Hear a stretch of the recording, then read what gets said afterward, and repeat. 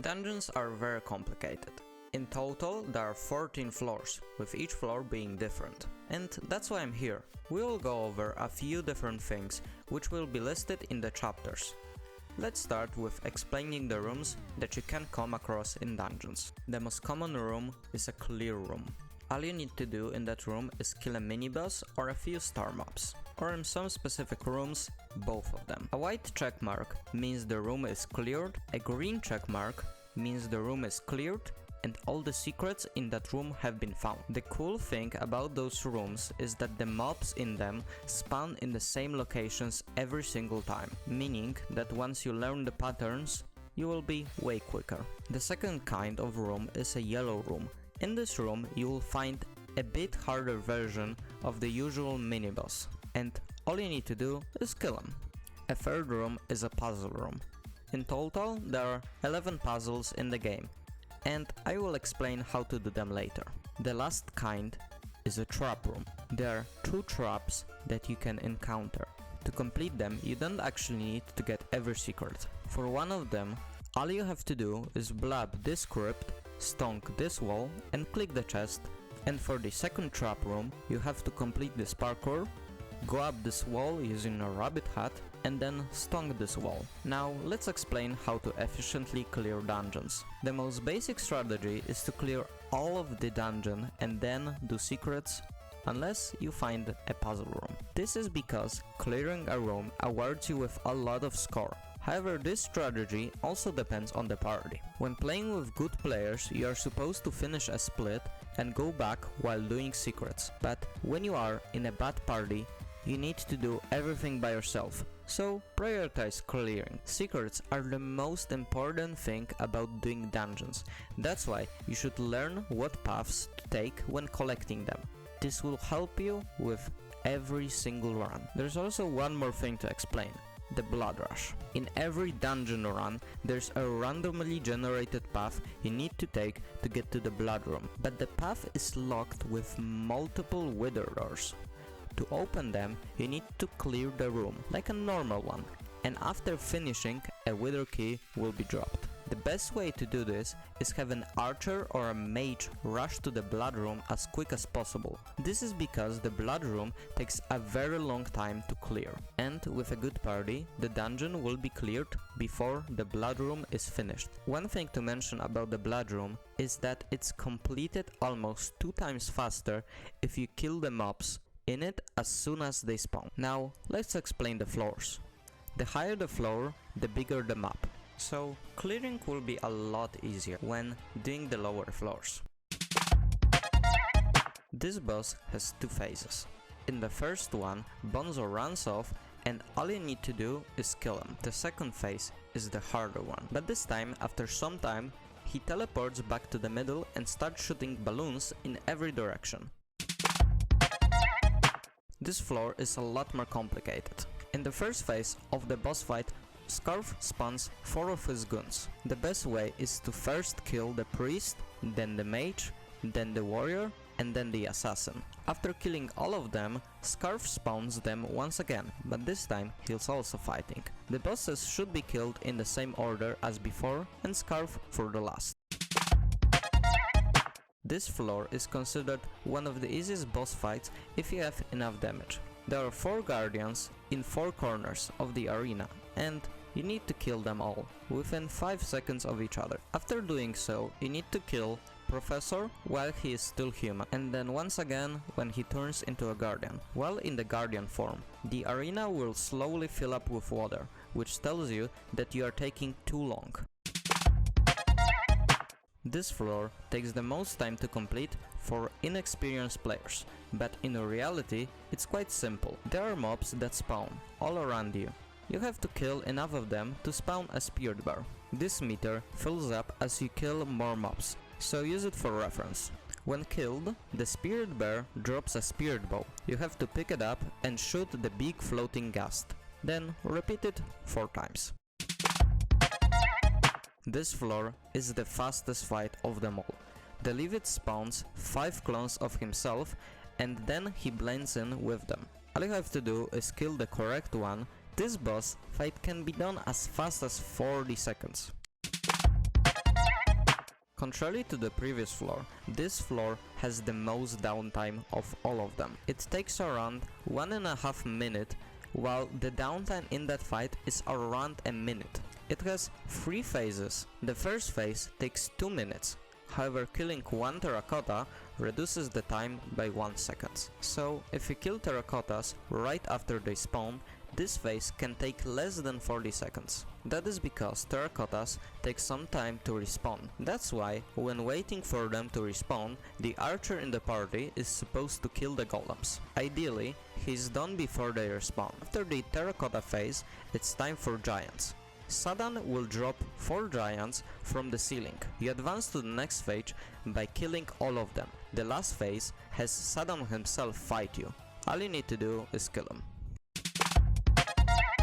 The last floor of dungeons is the hardest of them all, with having the longest and the most complicated boss fight. It's divided into 4 phases. When going into the boss fight, you spawn in phase 1. There will be 2 pillars with crystals on top of them. You need to get up to there, collect the crystal, and then go back down, and stand on this platform to place the crystal. A mage and a berserker are the people who usually go get the crystals. After placing both of them, you need to lure the Wither to the laser, which disables his defense and allows you to lower his HP. However, after the first crystal round, you can only lower his HP to 25%. That's why you need to collect the crystals 2 times. When moving to phase 2, there are 4 pillars and 4 paths. The best way to do this phase is have one person go to the green path and clear it with a bonzo mask. However, he isn't supposed to pull it down. The other 4 people stand below the green pillar waiting for Storm to do its lightning attack. And when he does, the person on the path is supposed to pull it down at the right time to crush it. When he is flying to the people that are now standing behind the green pillar. When crushed, all 4 players supposed to do as much damage as possible before moving to the yellow pillar, doing the same thing as before. If you manage to deal enough damage, you have to stand under the broken red pillar and wait for blocks to fall on it, breaking the floor and advancing you to phase 3. Phase 3 is divided into 4 areas. You advance to the next area by completing all of the terminals in your current area. There are 6 kinds of terminals and 4 devices. I will start by explaining how to do them all.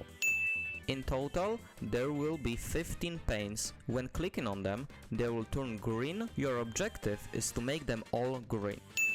The game randomly chooses items and a ladder. You have to click all the items that begin with the ladder. 14 panes will spawn and you have to click them all in order, from the lowest to the highest. There will be 27 random items, and you have to click those in a specific color, which the game tells you. There are 9 panes, which will change into one of 4 colors, depending on how many times you click them. Your objective here is to make them all the same color.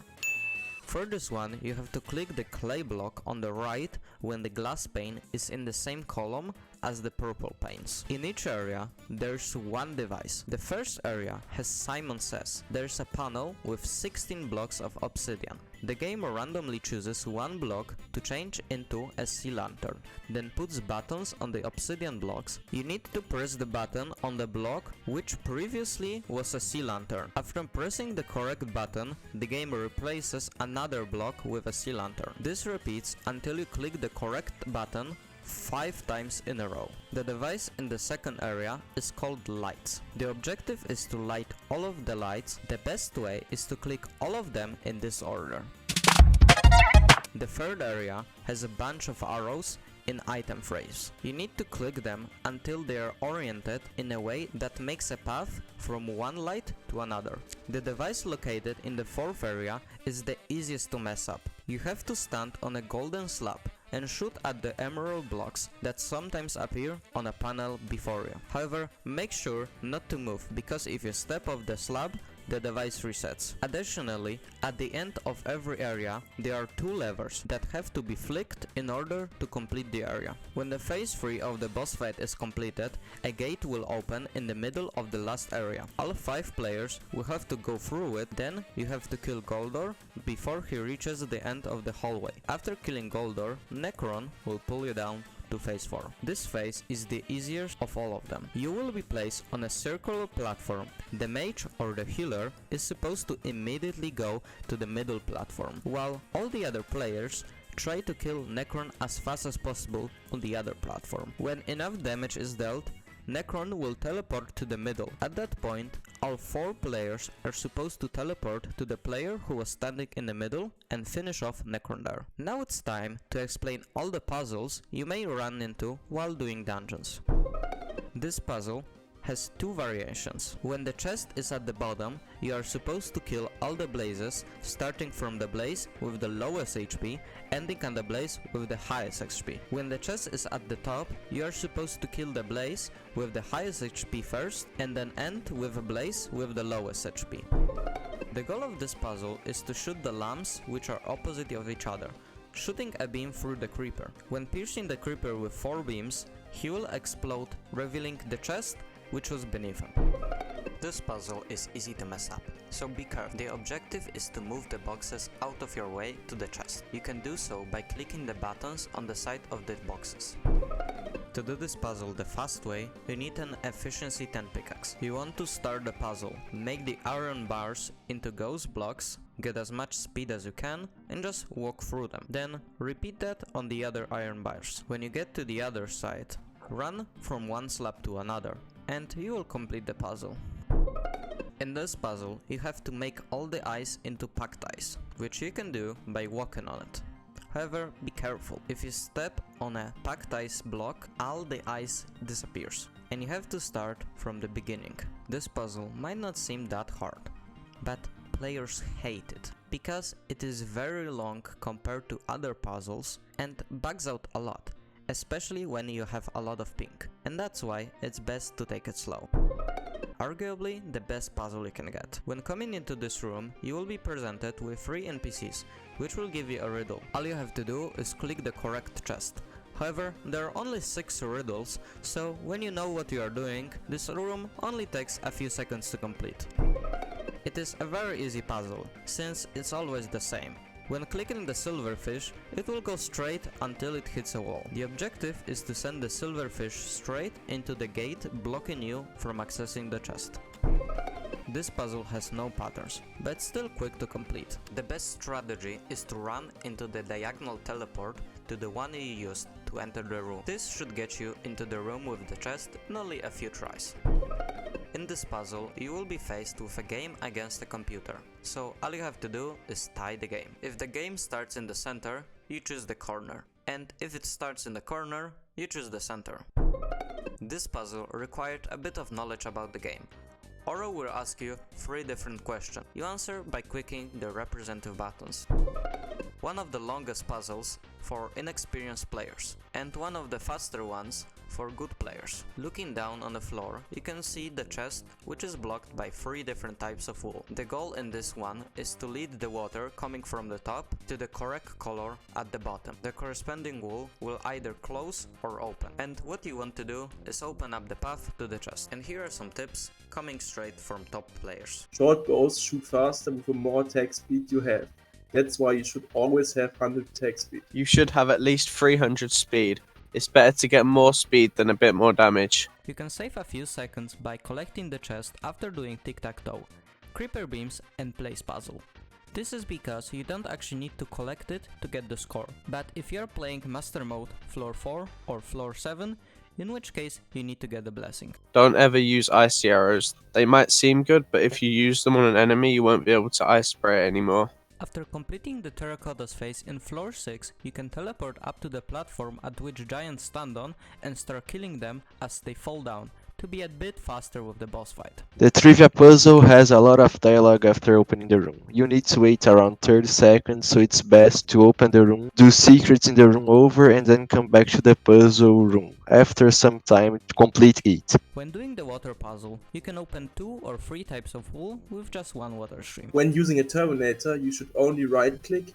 Left clicking actually cancels the beam, which means that left clicking makes you do less damage. You can get a bunch of secrets through wall by mining a block and quickly right clicking. Here are some tips specifically for floor 7. You can use a bonzo staff to quickly move around in the boss fight. And for the last one, after completing all of the terminals in an area, it will take you 5 seconds for the gate to go down, but blowing up with a super boom instantly lowers it. And that's all for today. Thank you for watching the video, make sure to subscribe, and bye!